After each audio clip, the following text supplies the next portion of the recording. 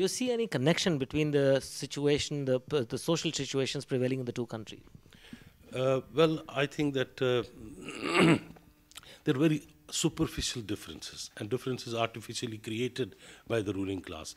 But I don't think that, for example, northern India is more comparable to Punjab than Punjab is to Balochistan or northern India is to Kerala. So The poverty that is to be found and that is increasing in both India and Pakistan, do you think that has any external dimension? I think there's enormous exploitation of both India and Pakistan. Imperialist corporate capital is leeching India and Pakistan, and they will continue to do so. And these, just imagine all the finance ministers and even the prime ministers are ex-employees of the World Bank and other imperialist institutions. And it's not an accident. Shaukat Aziz was a banker, so is Manmohan Singh. Fiz Sheikh is the employee of the IMF. So, I mean, say they now the imperialists have exploited and extracted and extorted more capital and wealth from the subcontinent in 64 years of independence than they could do in 200 years of direct rulership. As an analyst of society, how do you react to the fact that Pakistan has not been able to sustain electoral democracy over 64 years, and that India touts this fact about itself quite often, that India has been able to sustain electoral democracy? Well, first of all, India is not really a country, it's a subcontinent. And I mean, say even now, about 18 to 20 states are facing secessionist movements, insurgencies in India. And a military rule in India with the state coming on would have exacerbated that process. And so they have the democratic farce to control India, which is a chaos and utter anarchy. It's not really a very solid, unified, proper democratic system. But in Pakistan, there has been a cycle of dictatorship and democracy. And that has been basically because it's a relatively smaller country and they could crush it. But military dictatorship and democracy don't solve anything for the people. And the other thing is that Pakistan has this problem that when there's a military dictatorship, it pushes back the consciousness of the people to a certain extent because they develop illusions in so-called bourgeois democracy. And then the revolutionary process is derailed when the masses come up into a movement and they are put up into a so-called democratic struggle, which means nothing. Democracy is a means of running a system. It's not a system itself. System is feudalism, capitalism, socialism. And so this is a whole farce by American imperialism now. They're playing everything under the sun, carrying through all the repression and brutalities and just look at what's happening in Afghanistan, the bloodshed, the genocide that's been carried out in Iraq and elsewhere is in the name of human rights, is in the name of democracy and liberation. Just ask the people of Iraq, what does democracy and liberation mean to them? After the uprisings in the Arab world, especially Egypt and Tunisia, the United States and NATO seem to be rather nervous and panicking. Do you see the American presence in Pakistan is now threatened because of these events, or do you think they will stay entrenched? Well, first of all, I think the American imperialism and American economy itself is going through the worst period ever since the independence, War of Independence in America. There has been worst unemployment, highest fiscal deficit, and things like that. And I think this rhetoric of Obama last week when he said that with these passage of this bill by the Republicans, United States of America will become a third world country, and I don't think that's far from the truth.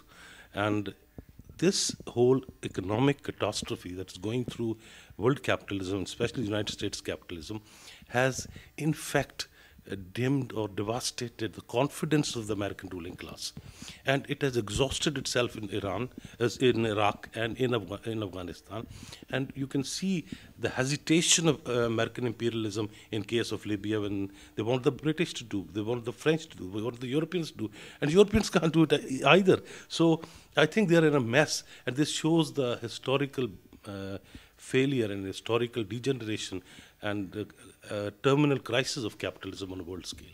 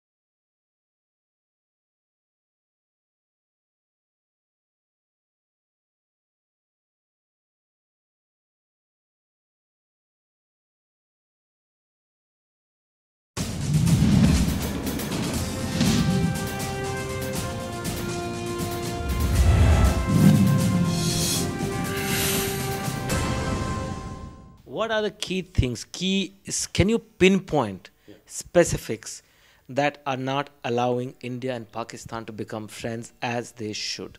Well, I don't think that India and Pakistan can ever become friends in this system. This system breeds on that hatred. These states, these multinational corporations use that external conflict to repress the internal and the domestic struggles of the workers, both in India and Pakistan. As General Clausewitz said, that war is a continuation of politics, but by other means.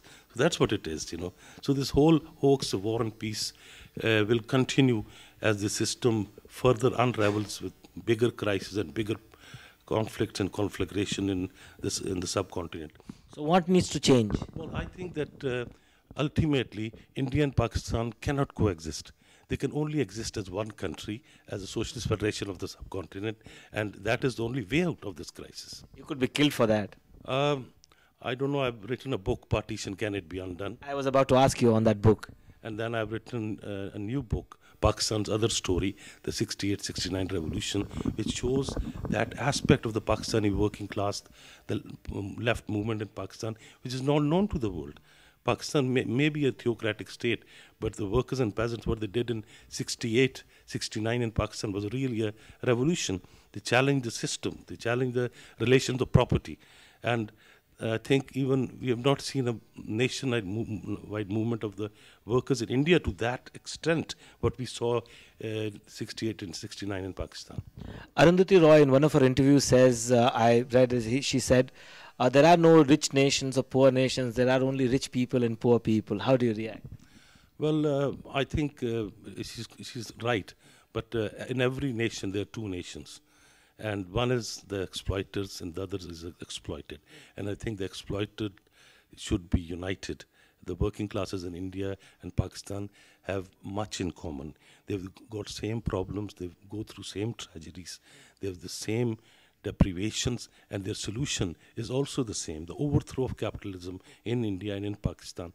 And just after 64 years, the events that take place in India and Pakistan complement each other, they feedback on each other. Such as? Such as when there's a movement in Pakistan, there are reverberations in India.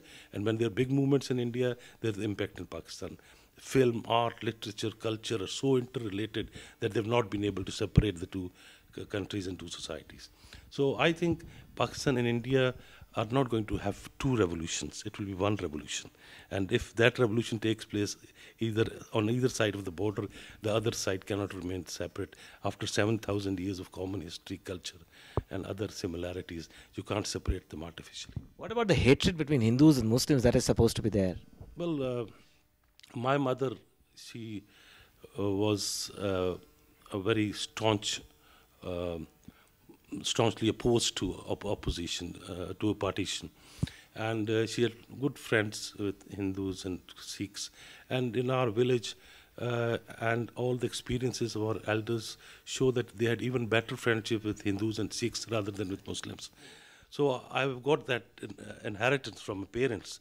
And my mother, I dedicated this book to my mother, because I remember after 1992, when after the Babri mosques demolition, there were similar acts taking place in Pakistan. And we had a very beautiful temple in the village. A lot of temples in my village, old temples, Hindu temples. And there was a mob going to smash that, tear it down. And my mother went there. She wore a chadar and stood in front of the temple. Said, these are our memories. Nobody's going to demolish them unless they cross over my dead body. And the mob had to go back. So I don't think this enmity has any genuine basis.